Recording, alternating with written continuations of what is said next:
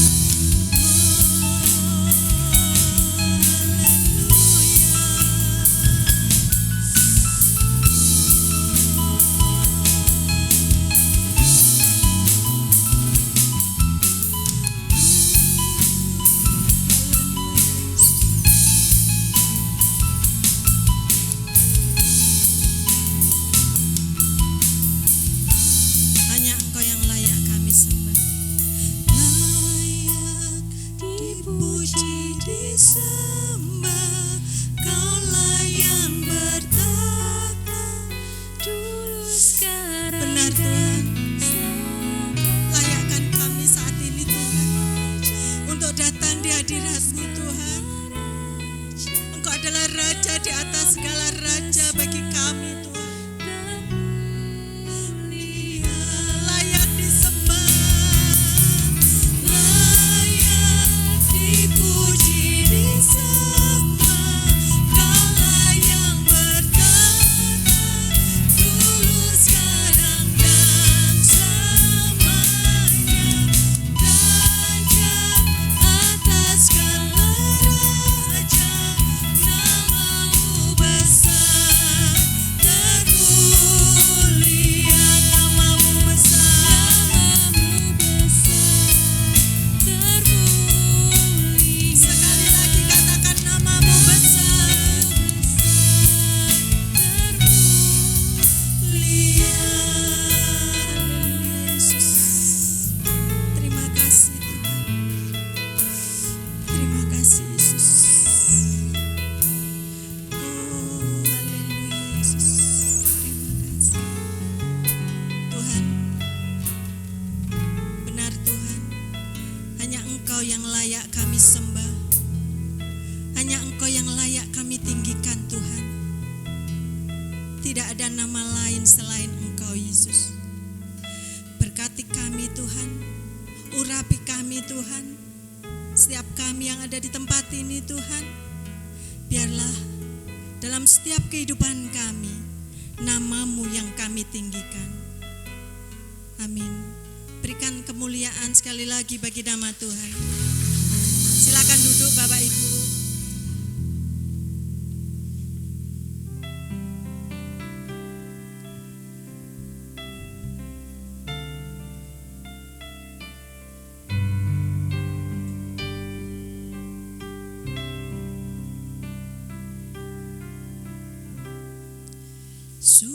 Suka-sukamu Tuhan,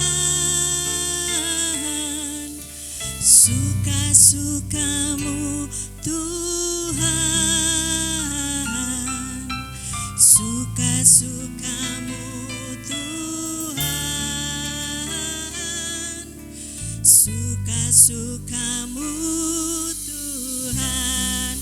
Saya mengajak Bapak Ibu untuk berdiri bersama-sama, kita akan bersuka cita karena Tuhan sudah menebus dosa kita. Semua hidupku telah ditebus oleh kuasa darah yang kudus. Sekarang hidupku bukan milikku lagi. Apapun yang Tuhan mau lakukan, apapun yang Tuhan mau inginkan, asalkan Tuhan ku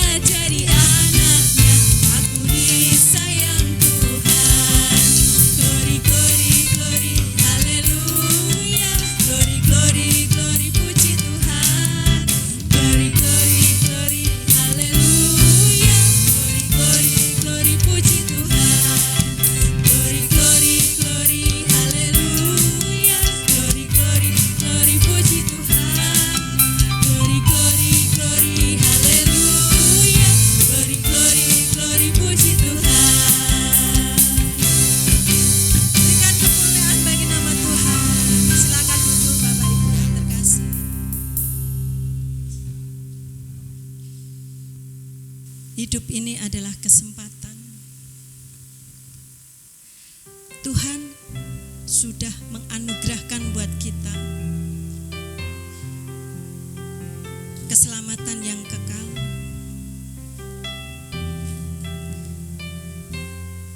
Sekarang, bagaimana kita selama kita masih hidup?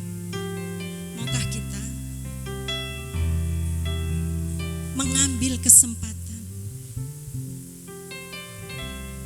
untuk kita membalas cinta kasih Tuhan yang sudah dianugerahkan buat kita?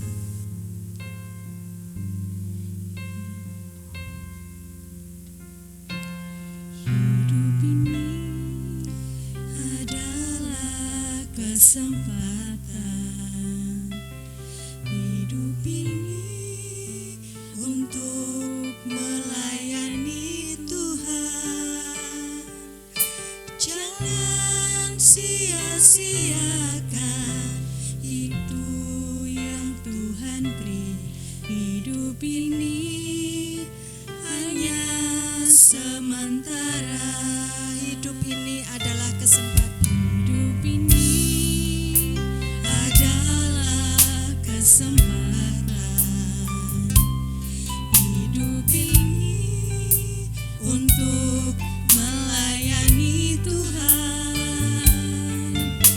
Jangan sia-siakan waktu yang Tuhan beri. Hidup ini hanya sementara. Oh Tuhan, pakailah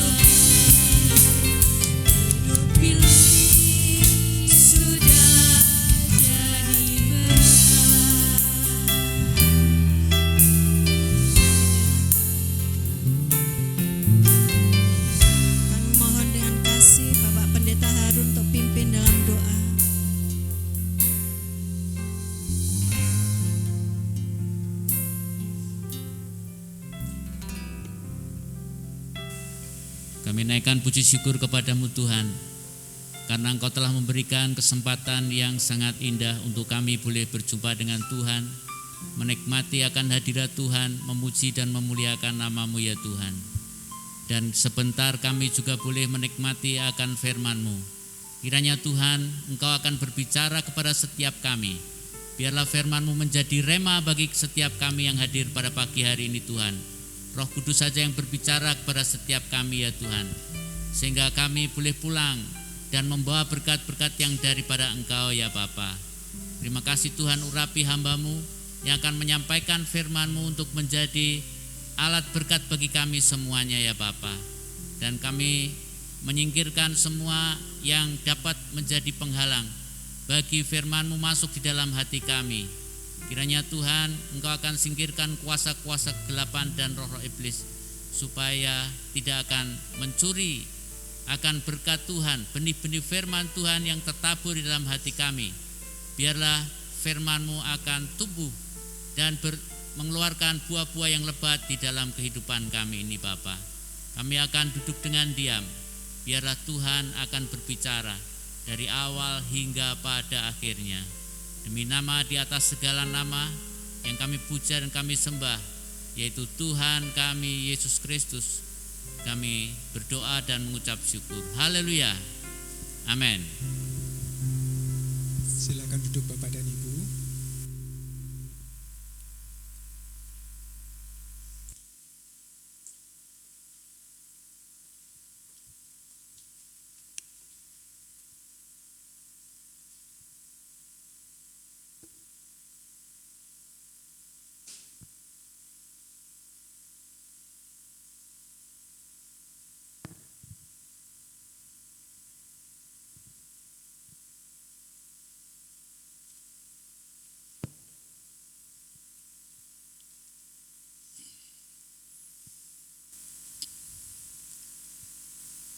Senang sekali berjumpa dengan Bapak Ibu sekalian, teman-teman. Mari kita membuka firman Tuhan di dalam Injil Yohanes pasal 20.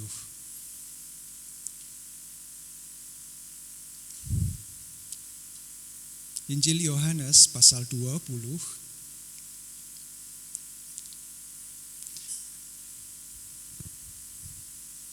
Teks kita pada hari ini diambil dari ayat yang ke-18. Mari kita memperhatikan bersama-sama ayat yang tentu tidak terlepas dari konteksnya. Namun ini yang menjadi inti dari pemberitaan firman Tuhan. Demikian firman Tuhan. Maria Magdalena pergi dan berkata kepada murid-murid, "Aku telah melihat Tuhan." Ada tanda seru ya. Dan juga bahwa dia yang mengatakan hal-hal itu kepadanya.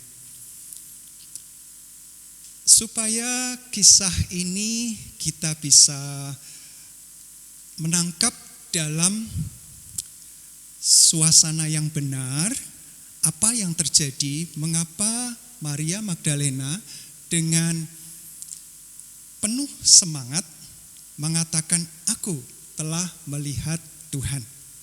Tentu kita akan melihat konteksnya ya di atasnya. Saya akan mulai dari ayat 1. Kebangkitan Yesus. Ya.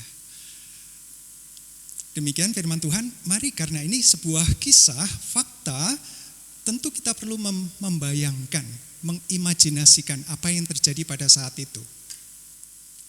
Pada hari pertama minggu itu, Paskah, pagi-pagi benar ketika hari masih gelap, pergilah Maria Magdalena ke kubur itu. Dan ia melihat bahwa batu telah diambil dari kubur. Ia berlari-lari mendapatkan Simon Petrus dan murid yang lain yang dikasihi Yesus.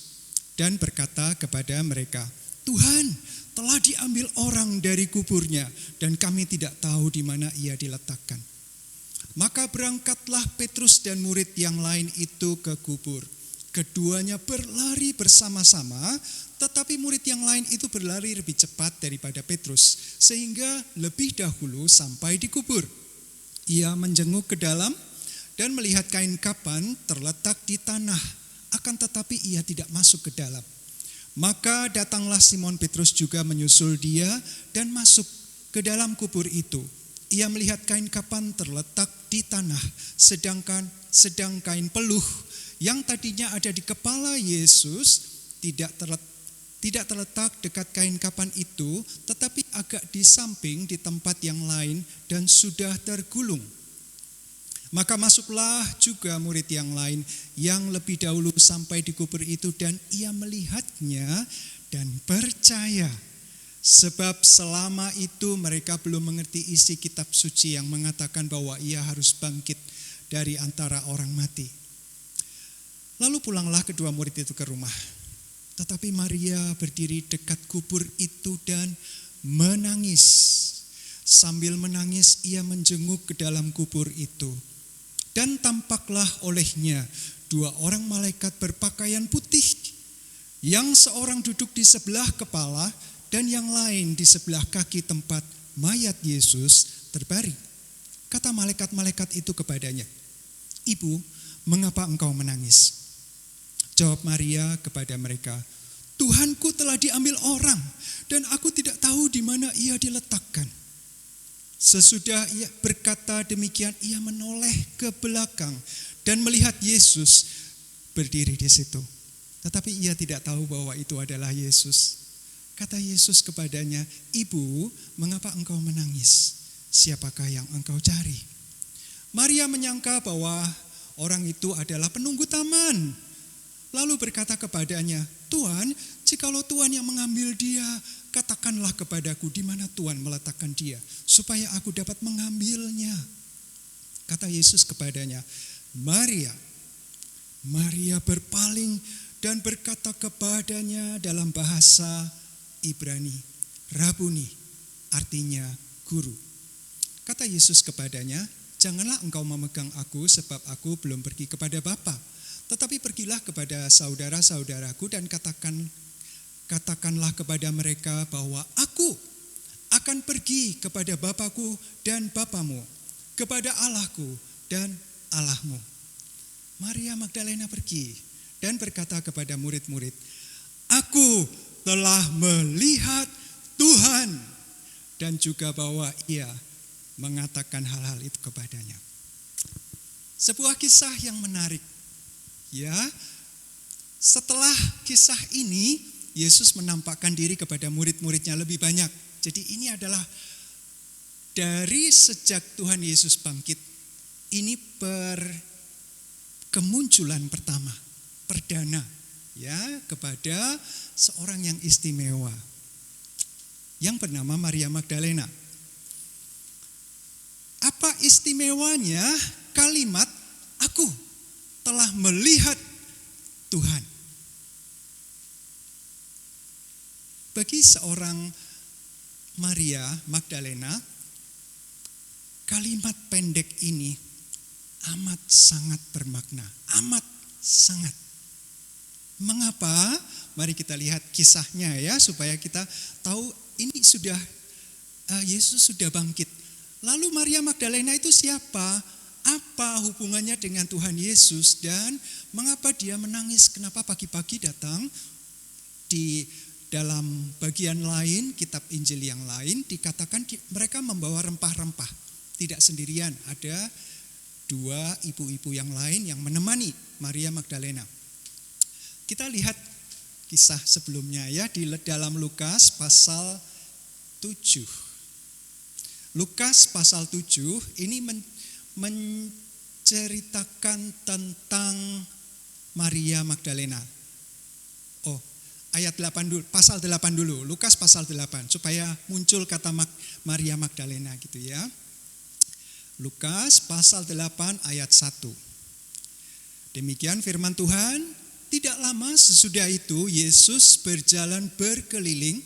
Sekali lagi dibayangkan ya, Yesus berjalan berkeliling dari kota ke kota dan dari desa ke desa, memberitakan Injil kerajaan Allah. Ke-12 muridnya bersama-sama dengan dia dan juga beberapa beberapa orang perempuan yang telah disembuhkan dari roh-roh jahat atau berbagai penyakit, yaitu Maria yang disebut Magdalena yang telah dibebaskan dari 7 roh jahat, Yohana istri Kusa bendahara Herodes, Susana, dan banyak perempuan lain. Perempuan-perempuan ini melayani rombongan itu dengan kekayaan mereka. Muncul ya kata Maria Magdalena. Jadi tokoh yang di ujung yang ketika Yesus bangkit dan menampakkan diri pertama kali kepada Maria Magdalena. Dan siapa Maria Magdalena? Dia adalah seorang yang sudah mengikut Yesus. Kita mundur lagi. Hari ini saya banyak belajar mundur ya, supaya makin jelas. Oh, backgroundnya begitu.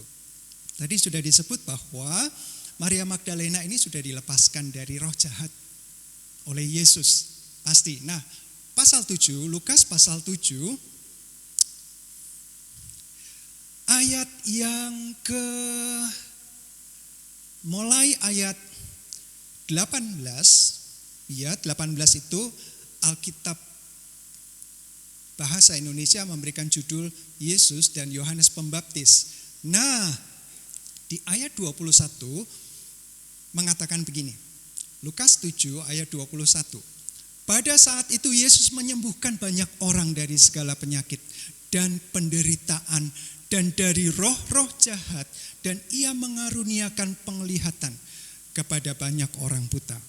Oke, Yesus sudah keliling ya. Yesus sudah berkarya, ada murid-muridnya, dan murid-murid Yohanes Pembaptis bertanya, siapa engkau gitu ya?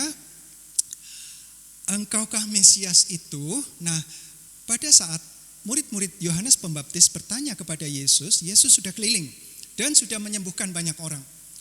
Dan salah satu yang disembuhkan itu di ayat pasal 8 sudah dikatakan itu Maria Magdalena.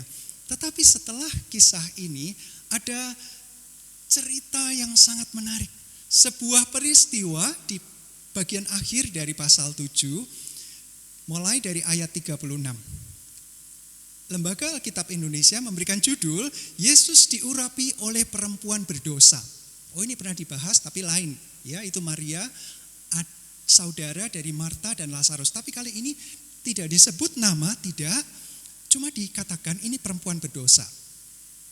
Saya akan bacakan kisahnya supaya kita punya gambaran ini loh yang Tuhan Yesus lakukan, mulai ayat 36 ya. Seorang Farisi mengundang Yesus untuk datang makan di rumahnya. Yesus datang ke rumah orang Farisi itu lalu duduk makan. Enak ya, membayangkan yang makan-makan enak. Di kota itu ada seorang perempuan yang terkenal sebagai seorang berdosa. Nah, seorang berdosa kalau disebutkan di sini dalam konteks itu, perempuan berdosa itu perempuan yang melacurkan diri, yang mendapatkan penghasilan dari menjual dirinya. Begitu. Pada saat perjamuan, ada perempuan yang terkenal, tapi terkenalnya jelek gitu ya. Nah, perempuan ini, ketika perempuan itu mendengar bahwa Yesus sedang makan di rumah orang Farisi itu, datanglah ia membawa buli-buli pualam berisi minyak wangi. Buli-bulinya tidak besar, tapi isinya berharga. Orang Farisi adalah orang yang level status sosialnya tinggi di masyarakat, punya jabatan gitu ya. Orang menghargai orang Farisi karena mereka sungguh-sungguh mendedikasikan hidup untuk melakukan hukum Taurat sedapat mungkin, sepenuh hati. Ya. Ketika orang Farisi yang mengundang Yesus melihat hal itu, ia berkata dalam hatinya, jika ia ini nabi, tentu ia tahu siapakah dan orang apakah perempuan yang menjamahnya ini. Tentu ia tahu bahwa perempuan itu adalah seorang berdosa. Ya, satu sisi kita melihat ini perempuan berdosa, sadar, dia berdosa, sadar. Ya, capnya itu sudah jelek dan kelihatan dari penampilan. Kalau zaman itu orang perempuan baik-baik itu pakai penutup, ya penutup rambut ya. Namun wanita yang berdosa tanda kutip itu membuka rambutnya tergerai. Menunjukkan indahnya rambut dia gitu ya, membuat orang senang, aduh bagus sekali rambutmu dan seterusnya. Nah, dia berani-beraninya masuk ke perjamuan orang Farisi, itu nekat banget gitu ya. Dia sudah siap mendapatkan cap yang lebih memalukan. Karena acara itu di pejabat, di rumah orang penting, enggak sembarangan orang bisa masuk. Perempuan-perempuan nggak boleh, kecuali yang melayani makanan, minuman itu boleh berkeliaran di dalam ruang perjamuan itu. Kalau perempuan apalagi berdosa, cari mati dia. Nah, orang Farisi sudah tahu, dia datang. Oke. Dan ingin tahu Yesus gimana nih reaksinya ya. Ayat 40, lalu Yesus berkata kepadanya, Simon, ada yang hendak kukatakan kepadamu. Saud Simon, katakanlah guru. Ada 2 orang yang berhutang kepada seorang pelepas uang. Yang seorang berhutang 500 dinar, yang lain 50. Karena mereka tidak sanggup membayar, maka ia, pelepas uang tadi ya, rentenir tadi, menghapuskan hutang kedua orang itu. Siapakah di antara mereka yang akan terlebih mengasihi dia? Wah, pertanyaan nampaknya mudah? Tidak mudah. Jawab Simon, aku kira dia yang paling banyak dihapuskan utangnya. Kata Yesus kepadanya, betul pendapatmu itu. Dan sambil berpaling kepada perempuan itu, ia berkata kepada Simon, engkau lihat perempuan ini, aku masuk ke rumahmu, namun engkau tidak memberi aku air untuk membasuh kaki. Tetapi dia membasahi kakiku dengan air mata dan menyekanya dengan rambutnya. Engkau tidak mencium aku, tetapi sejak aku masuk, ia tiada henti-henti mencium kakiku. Engkau tidak meminyaki kepalaku dengan minyak, tetapi dia meminyaki kakiku dengan minyak wangi. Sebab itu aku berkata kepadamu, dosanya yang banyak itu telah diampuni, sebab ia telah berbuat banyak kasih. Saya ulang ayat 47. Sebab itu aku berkata kepadamu, dosanya yang banyak itu telah diampuni, sebab ia telah banyak berbuat kasih. Tetapi orang yang sedikit diampuni, sedikit juga ia berbuat kasih. Tetapi orang yang sedikit diampuni, sedikit juga berbuat kasih. Lalu ia berkata kepada perempuan itu, dosamu telah diampuni. Dan mereka yang duduk makan bersama dia berpikir dalam hati mereka, siapakah ia ini sehingga ia dapat mengampuni dosa? Tetapi Yesus berkata kepada perempuan itu, imanmu telah menyelamatkan engkau, pergilah dengan selamat. Nah, peristiwa ini karena tidak disebut nama, maka orang mencoba mencari namanya siapa ya, tidak disebut. Ada tradisi yang mengatakan bahwa ini adalah Maria Magdalena, tokoh yang sedang kita bicarakan. Ada yang menyanggah Maria Magdalena sudah dikenal sama Lukas, kenapa tidak disebut nama? Persis setelah ini pasal 8 ayat 1-2 muncul nama Maria Magdalena, kenapa tidak disebut dari awal? Oke, saya ini memang tidak menyebutkan eksplisit namanya Maria Magdalena, tetapi juga tidak salah gitu, tidak sepenuhnya salah karena tidak tahu ya. Jadi mungkin Maria Magdalena, mungkin juga bukan.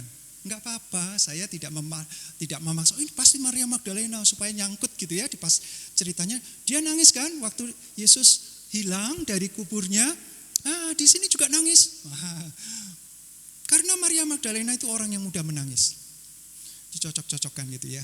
Enggak, tapi belum tentu salah juga gitu. Maka saya ingin mengaitkan siapapun dia Maria Magdalena atau bukan, ada poin yang membuat Maria Magdalena ketika Yesus bangkit dan ketika dia dengan sangat sedih menangis kehilangan orang yang dicintai, yang dilayani. Menangisnya sedemikian rupa sampai 2 orang yang menanya, dia tetap tidak tahu. Malaikat bertanya, "Ibu, mengapa engkau menangis?" Wah, apa jawabannya? "Tuhanku telah diambil." Kalau Bapak Ibu ditanya, mengapa Bapak Ibu menangis? Jawabannya apa? Perasaan ya, oh saya sedih. Oh saya kehilangan sekali orang yang saya cintai. Nah, perasaan itu muncul. Maria Magdalena tidak secara eksplisit mengatakan, "Aku sedih, aku kehilangan, harapanku hilang." Ya, satu-satunya orang yang aku cintai di dunia ini hilang begitu saja. Mana dia, mana dia? Dan orang kedua yang bertanya adalah Yesus. Saking banyak air matanya sampai dia tidak kenal itu Yesus yang dia cari di kubur. Yesus menanyakan pertanyaan yang persis sama dengan malaikat. "Ibu, mengapa engkau menangis?" Jadi betul-betul tangisan ini adalah tangisan yang kesedihan yang memuncak gitu ya dari seorang Maria Magdalena. Dan dia tahu orang yang hilang di kubur itu adalah orang yang terpenting dalam hidupnya.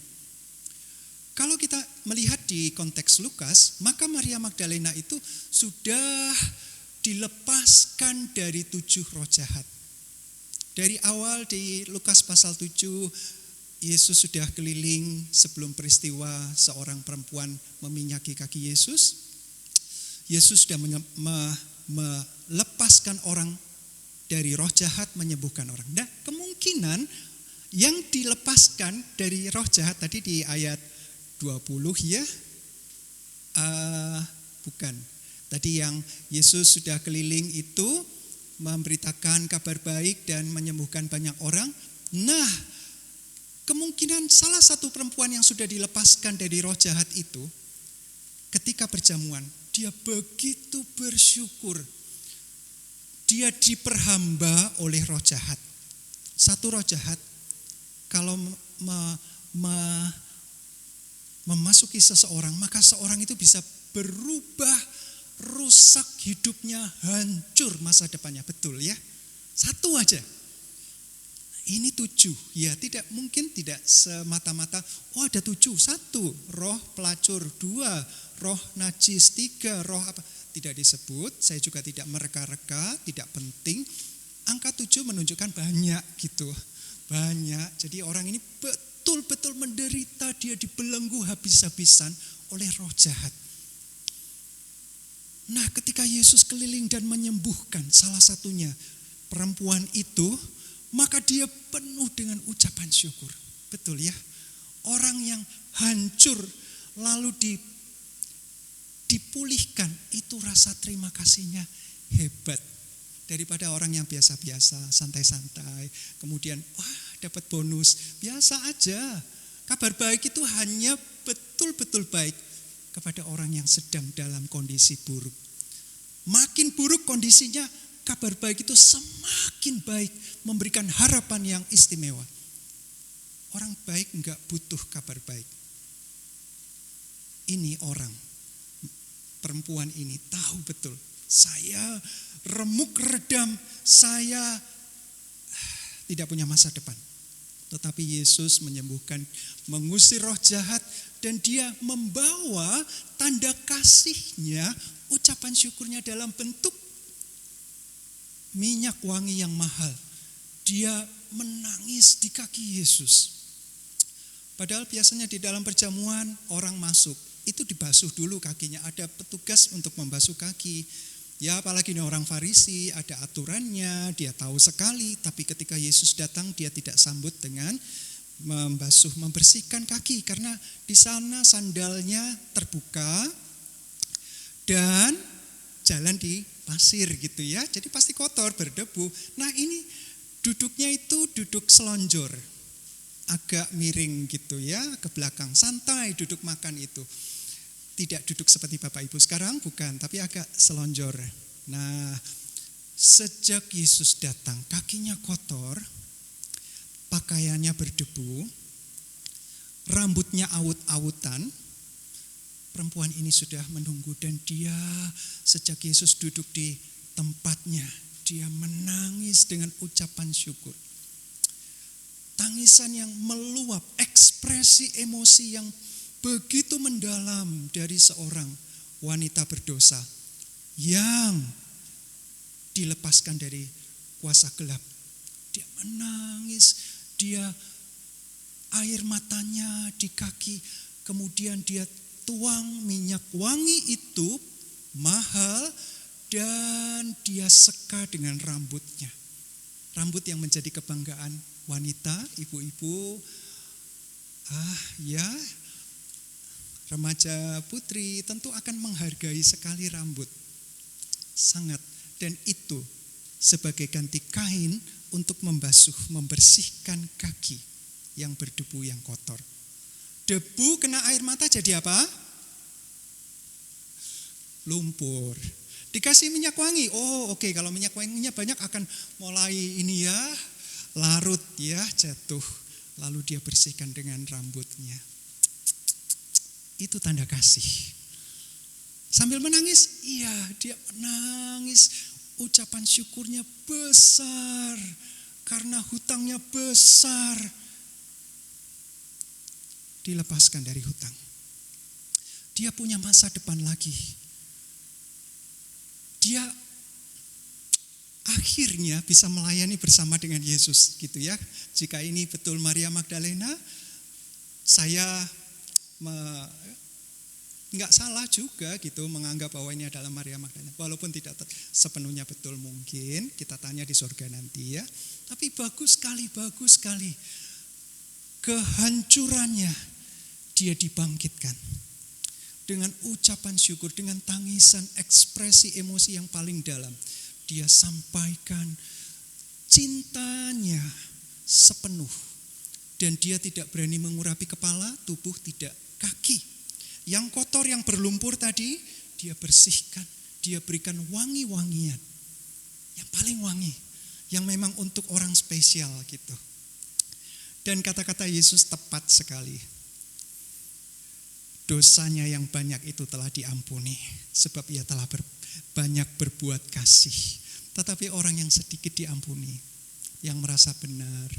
Yang sudah cukup. Ya, orang Farisi itu orang yang sudah hebat. Tahu Taurat. Perjanjian lama sudah dibaca berulang-ulang dari sejak dia kecil. Dia mulai membaca, yang dibaca adalah kitab-kitab.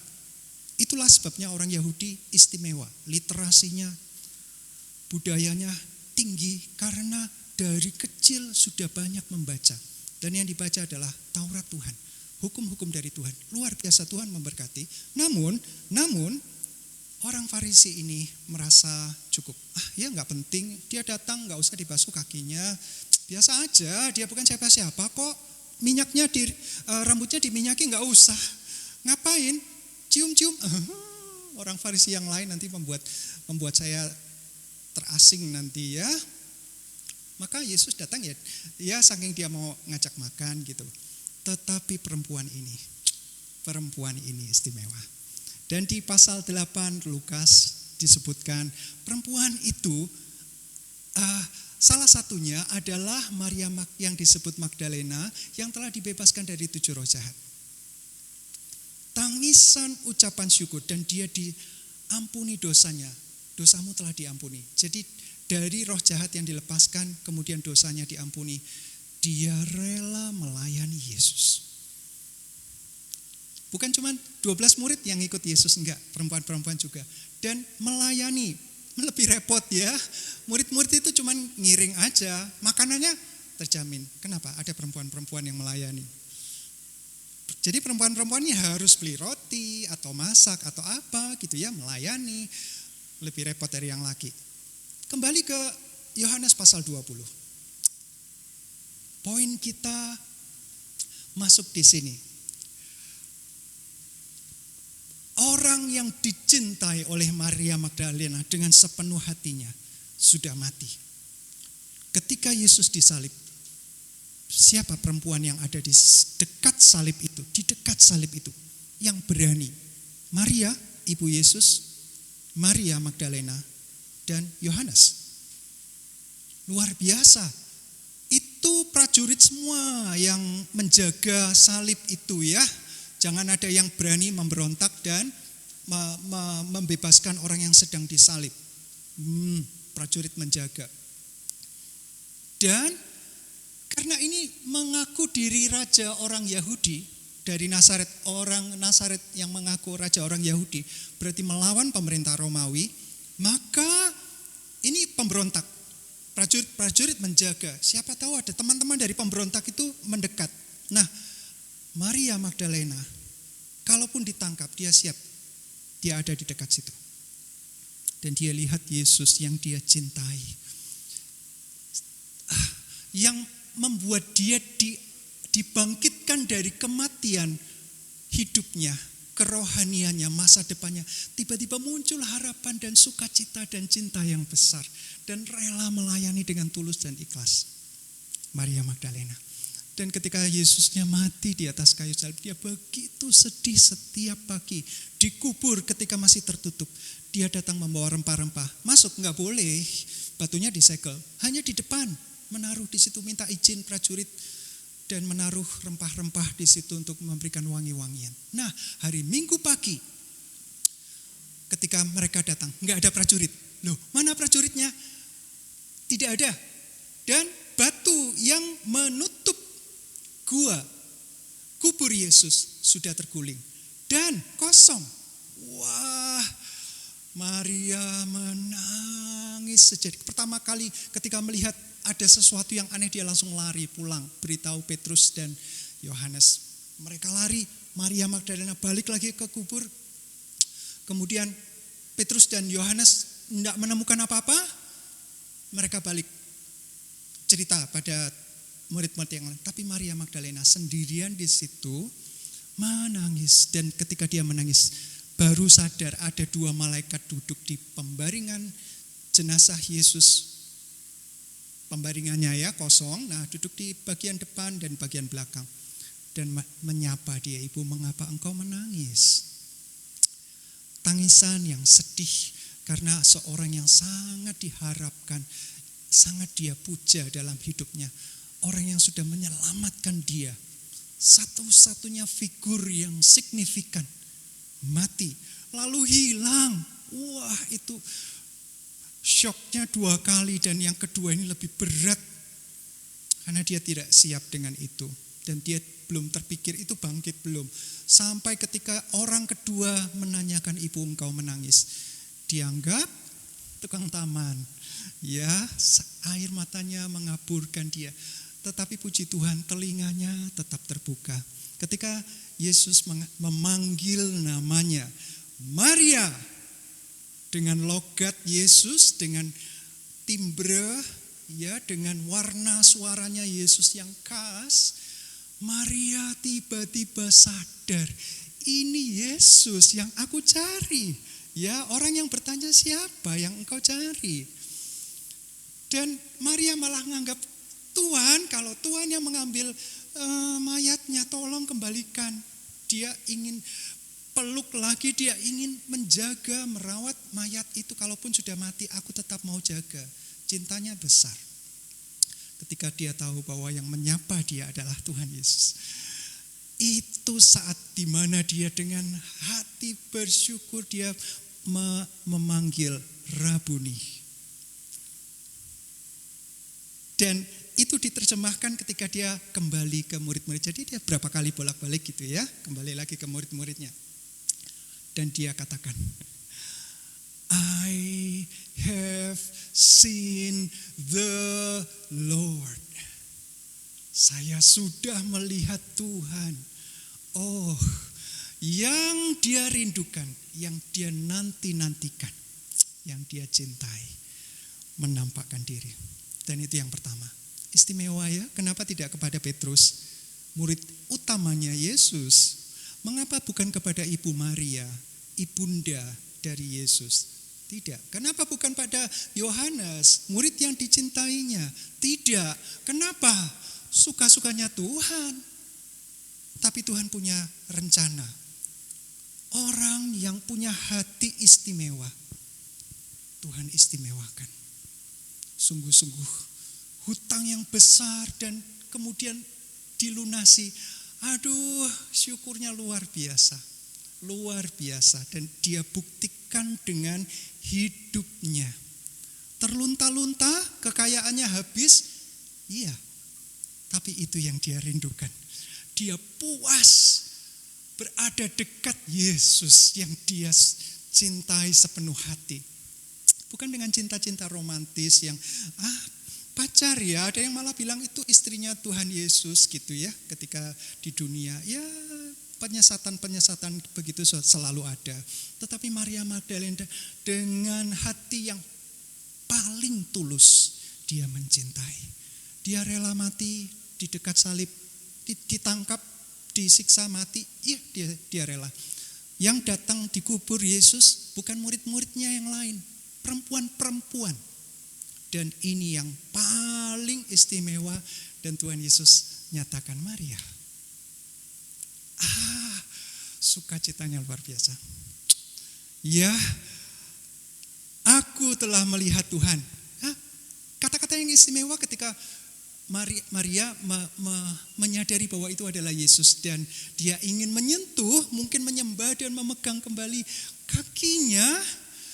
Yesus bilang jangan pegang aku, atau mau memeluk gitu ya. Jangan memegang. Aku belum pergi kepada Bapa. Nah, saya melihat dari sisi secara rohani begini. Secara rohani begini. Yesus mau murid-muridnya tidak lagi melihat secara fisik.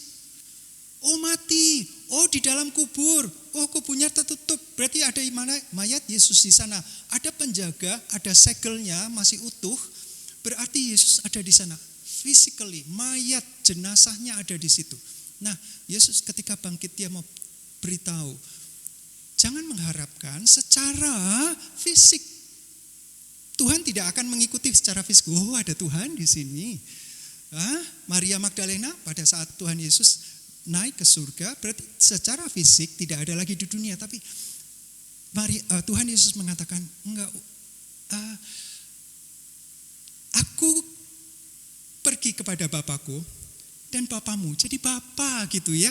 Dan aku akan sebagai anak sulung, aku akan selalu bersama gitu. Kita saudara, kita keluarga, Allahku dan Allahmu. Menunjukkan anugerah Tuhan akan terus mengikut walaupun secara kasat mata tidak lagi terlihat. Secara fisik Maria Magdalena tidak perlu bergantung kepada tubuh yang fana. Tidak. Tetapi Tuhan Yesus menyatakan, Bapakku adalah Bapamu. Maria, Bapamu, Bapakku, Allahmu, Allahku. Akan selalu bersama, akan selalu mendapatkan pemeliharaan anugerah.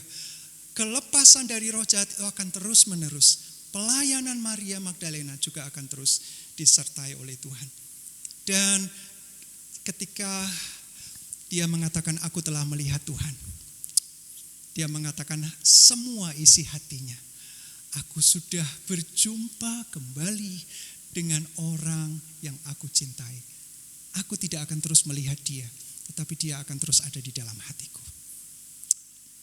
Menangis lagi? Ya bolehlah, tapi kadang-kadang bisa bersorak-sorai gitu ya. Masa nangis terus ya, walaupun ceritanya banyak tangisan si Maria Magdalena itu. Tetapi ada masa, ada musim di mana tangisannya bukan lagi sedih, tapi tangisan sukacita. Dia menangis. Bisa ya, orang terlalu senang bisa nangis ya. Karena menangis adalah sebuah ekspresi yang sangat mendalam dari seseorang. Apalagi tangisannya sampai habis-habisan. Enggak bisa berdoa, cuman bisa keluarkan air mata. Nah, itu bisa juga menandakan bahwa sungguh-sungguh Tuhan, saya tunduk di bawah kaki Tuhan. Saya bersyukur, saya memuji Engkau seumur hidup saya. Mari kita melihat secara bagaimana penerapan untuk kita. Saya melihat dalam satu perspektif, Tuhan sebagai figur. Bagaimana kita melihat Tuhan kita? Apakah Tuhan pencipta? Iya. Umum ya, Tuhan mencipta? Iya. Adakah secara pribadi Tuhan menyentuh masalah kita yang besar, hutang kita secara rohani yaitu dosa, sudah ditanggung di atas kayu salib. Dia berikan darahnya, dan itu total, dan itu sepenuhnya, dan itu yang terbesar dan yang terbaik. Sadar enggak? Kalau saya hutangnya sedikit, hidup saya cukup baik kok. Dari orang tua saya sudah baik, puji Tuhan. Orang tua saya sudah mengenal Tuhan. Oh puji Tuhan, saya bisa melayani Tuhan saat ini. Cukup baik. Maka saya tidak terlalu terpesona dengan pribadi yang menjumpai saya ini.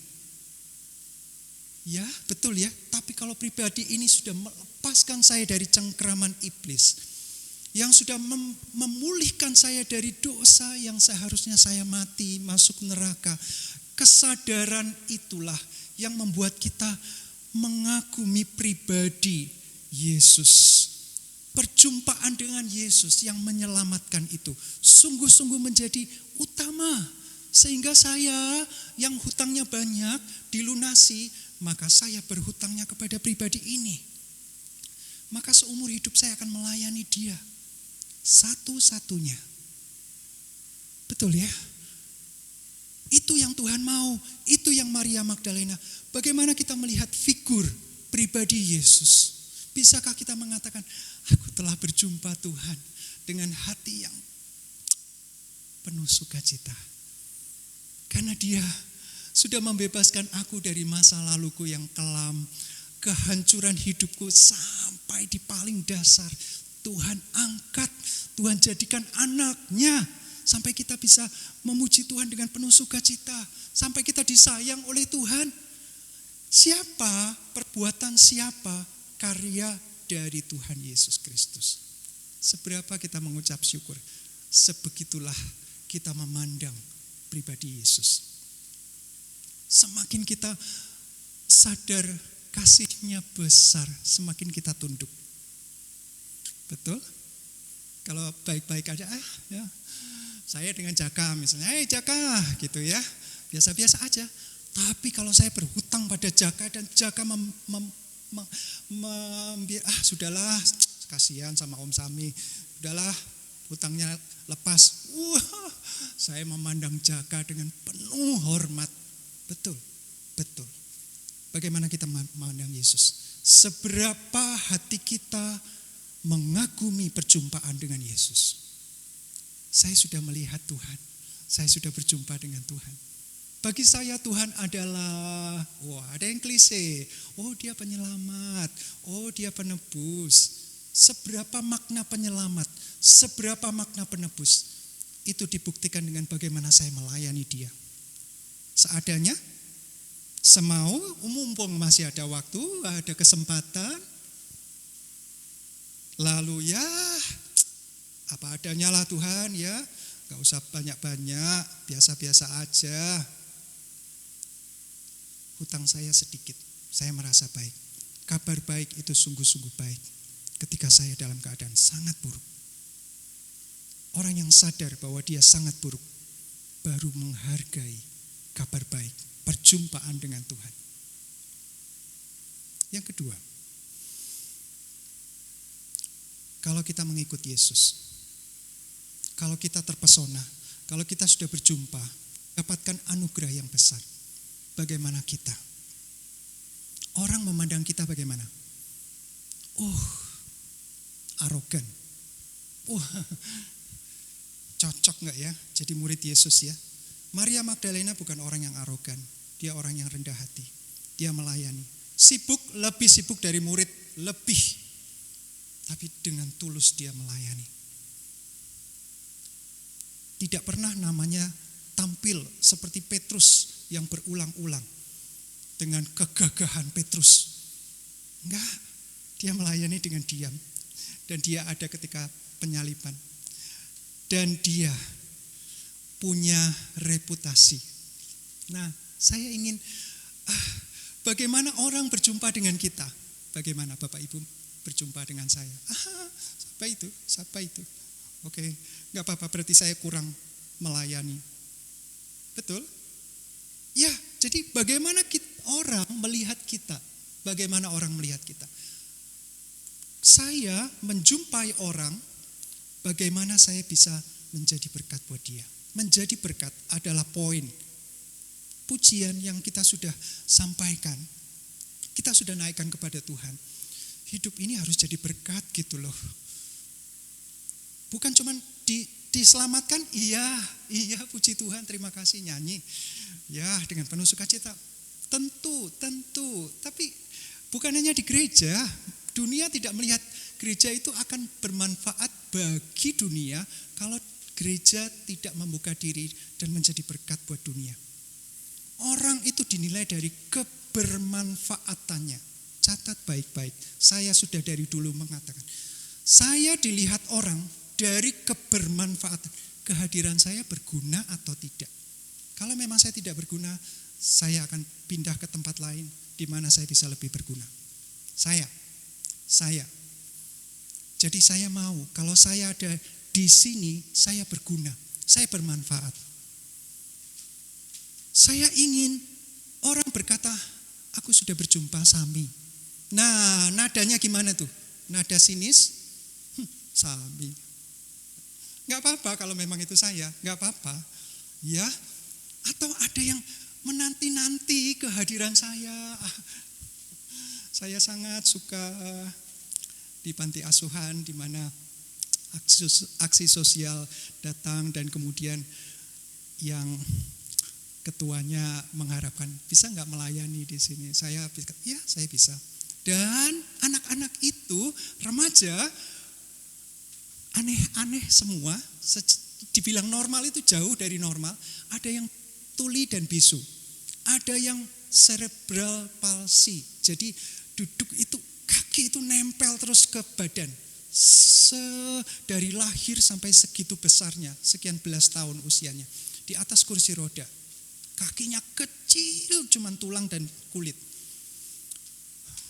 Orang yang gak jelas gitu ya. Ngomong apa dia nyam gitu. Dan itu anak-anak di panti. Saya senang sekali ketika kami melayani. Mereka sambut. Ada yang peluk saya, ada yang sambut teman-teman yang hadir. Saya tahu, saya menyukai pelayanan seperti itu. Hati saya di situ. Saya ingin, kalaupun mereka tidak tahu, ini siapa sih? Pak Sam, Pak Sam, Om Sam. Apapun, enggak penting. Saya nama enggak penting. Tapi saya rindu firman Tuhan yang disampaikan. Walaupun terbatas, orang tuli bisa dengar firman Tuhan enggak? Enggak bisa. Tapi firman Tuhan bukanlah sekedar getaran atau frekuensi suara, bukan. Firman Tuhan adalah kuasa yang menyentuh rohani, menyentuh hati. Tidak terhalang keterbatasan jasmani ataupun mental. Enggak jelas ini ngomong apa, teriak-teriak tiba-tiba kejang di tengah pujian. Firman Tuhan, saya sangat yakin. Roma 1 ayat 16. Injil kabar baik. Betul-betul baik kepada orang yang sangat buruk, dan mereka adalah orang-orang yang sangat buruk. Dan itu adalah kekuatan Allah. Getarannya bukan getaran frekuensi suara, tetapi getaran Roh Kudus yang menyentuh. Kapan sembuh? Bisa enggak sembuh? Saya tidak tahu. Tuhan yang menjadikan mereka seperti itu. Tuhan punya rencana. Tugas saya melayani mereka. Mari Bapak Ibu, teman-teman, anak-anak muda, selalu saya bilang ya, orang itu dilihat dari kebermanfaatan. Kalau tidak bermanfaat, oke, ubah. Kalau saya tidak bermanfaat di sini, saya bermanfaat di sana, siap, saya akan melayani di sana. Catat, dunia tidak butuh gereja. Itu ada gereja yang dilarang, di mana? Cilegon. Kalau tidak menjadi berkat, buat apa ada gereja di sini? Ada berapa ratus gereja di Kota Malang. Berapa banyak yang berguna? Berapa banyak? Saya orang Kristen, Bapak Ibu orang Kristen, teman-teman muda orang Kristen. Bagaimana mereka memandang orang Kristen? Kristen menyandang nama Kristus. Kalau kita bilang, aku telah berjumpa dengan Kristus, maka hidupku seperti Kristus. Betul? Puji-pujiannya bagus ya Bapak Ibu. Kalau kita bisa menikmati ya, suka-sukanya Tuhan, tapi bukan suka-sukanya saya. Bukan. Saya nurut Tuhan. Suka-sukanya Tuhan.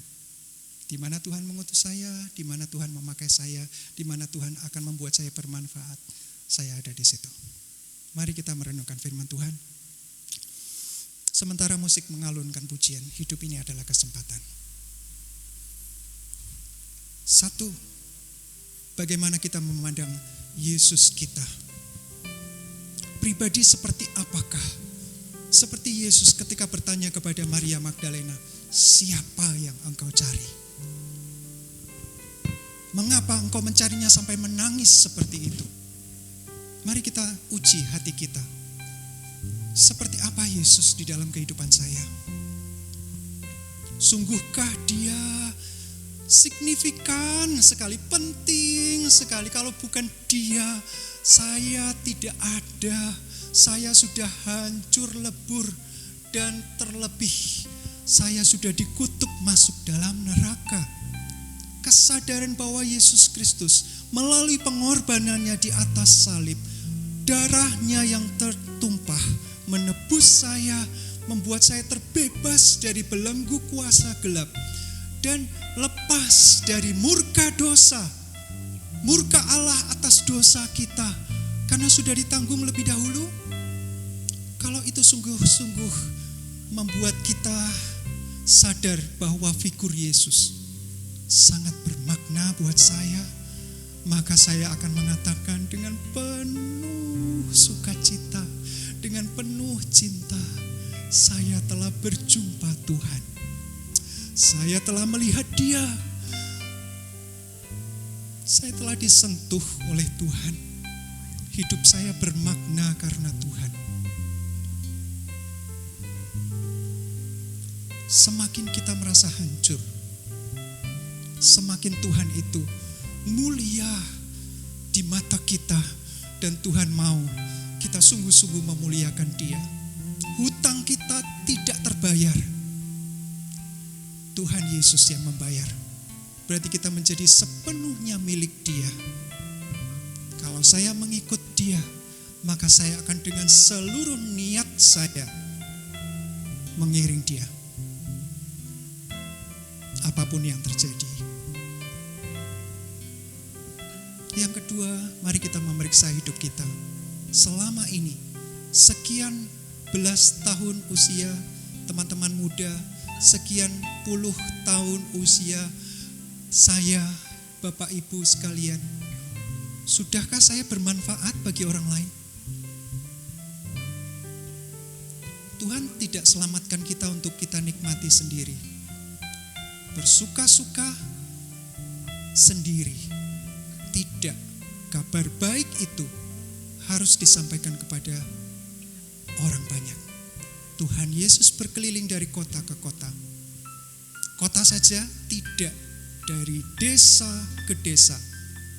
Dapat profit? Tidak. Yesus melayani dengan sepenuh hati. Murid-muridnya sepenuh hati. Perempuan-perempuan yang mengikut Yesus sepenuh hati, dan mereka jadi berkat. Dari kota ke kota, dari desa ke desa, mereka jadi berkat. Kabar baik itu disampaikan. Orang-orang dalam keadaan yang buruk mendapatkan anugerah yang besar, dan marilah kita terlibat di dalamnya. Dengan tangan kanan memegang dada kita, mari kita naikkan pujian ini. Refrennya saja. Oh Tuhan, pakailah hidupku selagi aku masih kuat. Bila saja nanti ku tak berdaya lagi, hidup ini sudah jadi Sekali lagi. berkat. Oh Tuhan, pakailah hidupku selagi aku masih kuat. Bila saja nanti ku tak berdaya lagi, hidup ini sudah jadi berat. Terima kasih Tuhan. Terima kasih untuk firman Engkau. Terima kasih Engkau menjumpai kami Tuhan. Kami yang tidak pantas, kami yang tidak layak. Engkau datang, Engkau perhatikan kami khusus pribadi, dan Engkau menjamah menyentuh kami, memberikan keselamatan Engkau melalui pengorbanan yang ultimate, yang puncak di atas kayu salib. Kami menghargai Engkau Tuhan. Kami terpesona, kagum dengan karya Engkau yang begitu istimewa. Secara pribadi, kami tunduk, kami menghargai Engkau, kami menghormati Engkau, kami memberikan hati kami yang terbaik Tuhan bagi Engkau. Cinta kami, pengorbanan, perjumpaan yang mengubahkan, yang membuat kami menjadi berkat buat orang lain. Ingatkan kami Tuhan, supaya hidup kami bermakna, berguna, bermanfaat bagi orang lain. Dan nama Tuhan yang dipermuliakan, karena kami membawa kematian Kristus dalam kehidupan kami. Kalau kami masih bisa melayani dan menjadi berkat, itu adalah anugerah. Terima kasih untuk ibu-ibu, bapak-bapak yang sudah lanjut usia, yang Tuhan tetap berikan kesetiaan. Masih ada kesempatan yang Tuhan berikan. Tuhan, kami mau melayani Engkau. Terima kasih bagi kami semua, anak-anak muda juga, yang dengan tahu diri, menyadari bahwa kami bukan siapa-siapa, namun Engkau menjadikan kami sarana kasih Engkau. Pakai kami Tuhan, selagi kami kuat, selagi kami sehat, dan kami punya kekuatan, kemampuan untuk melayani Engkau. Terpujilah Engkau, dan biarlah hati kami selalu meluap dengan ucapan syukur. Dengan sebuah kalimat yang sederhana, saya telah berjumpa Tuhan, dan seumur hidup saya mengiring Engkau. Sampai saatnya Tuhan panggil pulang, maka kami akan berjumpa dengan Engkau muka dengan muka Tuhan. Dan Engkau akan menyambut kami, memeluk kami, dan berkata, sabaslah Engkau, hai hamba yang setia dalam perkara kecil. Mari kita tetap, Tuhan jadikan kami setia dalam perkara-perkara yang kecil. Terima kasih, kami sangat bersyukur. Di dalam nama Tuhan Yesus Kristus kami berdoa. Amin.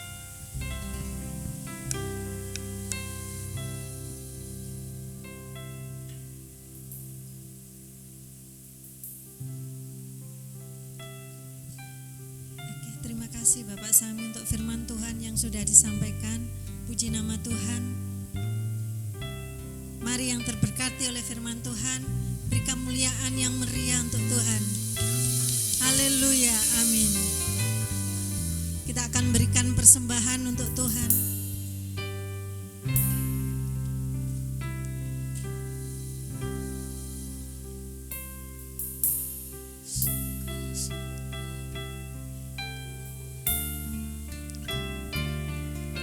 Suka-sukamu Tuhan, suka-sukamu Tuhan,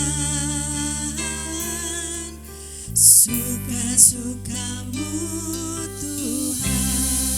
Sungguhlah hidupku telah ditebus.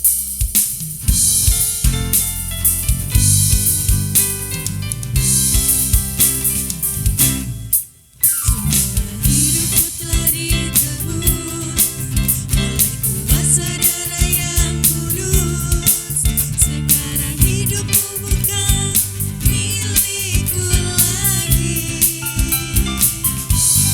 Apapun yang Tuhan mau lakukan, apapun yang Tuhan mau inginkan, asalkan Tuhan ku senang, semua ku relakan, namanya dimuliakan. Kita berdiri bersama-sama. Suka-sukamu Tuhan, suka-sukamu Tuhan, suka-sukamu Tuhan, suka-sukamu Tuhan, suka-sukamu Tuhan, suka-sukamu Tuhan, suka-sukamu Tuhan, suka-sukamu Tuhan. Jemaat sendiri yang pujikan. Yesus kekasih jiwaku, sungguh ku percaya padamu, karena kasih-Mu padaku, Kau tebus dosaku.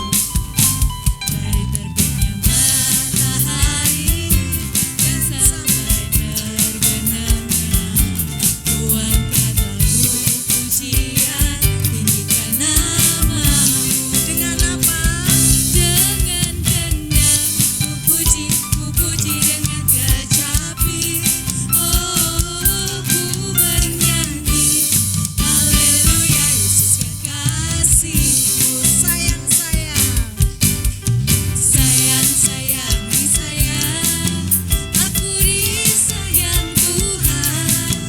Aku diangkat jadi anaknya, aku disayang Tuhan. Sayang-sayang. Sayang-sayang disayang, aku disayang Tuhan. Aku diangkat jadi anaknya, aku disayang Tuhan. Glory, glory, glory, haleluya. Glory, glory, glory, puji Tuhan. Glory, glory, glory, haleluya. Glory, glory, glory, puji Tuhan. Glory, glory, glory, glory, glory, haleluya. Glory, glory, glory, puji Tuhan. Glory, glory, glory, haleluya. Glory, glory, glory, puji Tuhan. Glory, glory, glory, puji Tuhan. Glory, glory, glory, puji Tuhan.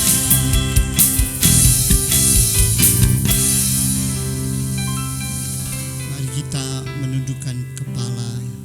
Kita menyerahkan seluruh kehidupan kita ke dalam tangan Tuhan. Terima kasih Bapa. Terima kasih Tuhan kalau kembali pagi hari ini Engkau menyapa kami. Engkau menunjukkan kasih-Mu yang besar kepada kami, sehingga saat ini kami boleh berhimpun. Kami boleh merasakan betapa besar kasih-Mu bagi kami, betapa besar Engkau berkorban bagi kami, sehingga kami semua boleh diangkat menjadi anak-Mu. Kami boleh menjadi orang-orang yang sudah ditebus oleh Tuhan, dan kami mewarisi kerajaan surga yang Tuhan janjikan bagi kami. Terima kasih Bapa, terima kasih. Itu sebabnya pagi hari ini setelah kami mendengarkan firman-Mu, biarlah kami benar-benar Tuhan mau menyerahkan seluruh kehidupan kami ke dalam tangan-Mu, agar kami boleh tetap taat taat kepada kehendak-Mu. Oh Tuhan, benar-benar Engkau yang memimpin kami, Engkau yang menuntun kami, bukan kehendak kami, bukan pikiran kami, bukan kemauan kami, tapi Engkau yang ditinggikan dalam kehidupan kami. Itu sebabnya Tuhan, pagi hari ini kami membawa diri kami mempersembahkan persembahan kami ke dalam tangan-Mu. Terimalah persembahan kami Bapa, karena kami berikan dengan hati yang tulus. Kami ingin memberikan diri kami agar kami boleh menyenangkan Engkau. Pakai semuanya sehingga semua pengurus yang menggunakannya boleh untuk hormat kemuliaan nama Tuhan saja. Terima kasih Bapa, terima kasih. Kami serahkan semua dalam tangan-Mu. Berkati akan semua pelayan-pelayan yang sudah melayani Tuhan.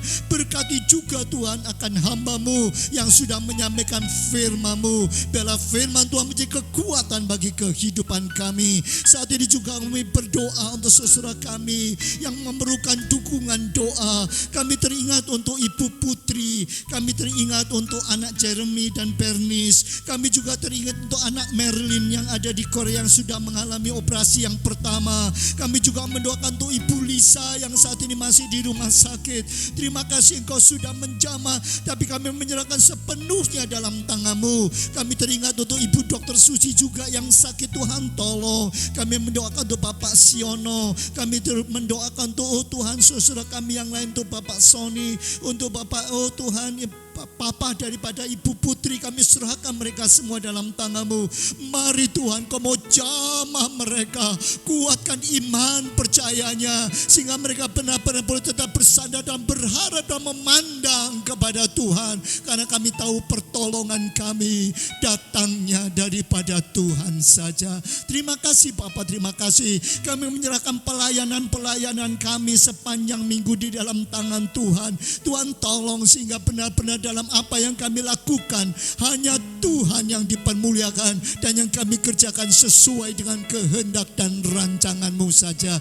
Terima kasih Bapa, terima kasih. Kami serahkan semua dalam tangan-Mu, dan kami bersyukur untuk semuanya. Kalau sebentar kami akan pulang ke rumah kami masing-masing, Tuhan melindungi dan menyertai kami. Biarlah berkat Tuhan limpah dalam kehidupan kami, dalam pendidikan kami, dalam sekolahan kami, dalam pekerjaan kami, dalam rumah tangga kami, dalam semua yang kami hadapi. Tuhan ada di dalam kehidupan kami, dan Tuhan ditinggikan dan dipermuliakan. Terima kasih Bapa. Kalau sebentar kami akan pulang, Tuhan lindungi dan sertai kami semua, bahkan berkat-Mu menyertai kami. Saudaraku sekalian, arahkanlah hatimu dan tanganmu kepadanya. Pulanglah untuk menerima berkat daripada Tuhan. Damai sejahtera daripada Allah Bapa, kecintaan daripada Tuhan Yesus, dan penyertaan daripada Roh Kudus menyertai kehidupanmu. Pulanglah sekarang dan terimalah berkat Allah di dalam nama Tuhan Yesus Kristus. Dan semua yang diberkati Allah katakan amin. Immanuel, Immanuel, Allah beserta. Immanuel, Immanuel, yang besertaku, Tuhan Allah yang hidup. Immanuel, Immanuel, yang besertaku, Tuhan Allah yang hidup. Yang besertaku, Tuhan Allah yang, sekali lagi katakan, yang besertaku, Tuhan Allah yang hidup. Mari kita mengambil saat teduh. Kita menyerahkan kehidupan kita kepada Tuhan dan berkomitmen untuk melakukan kebenaran firman Tuhan dalam hidup kita.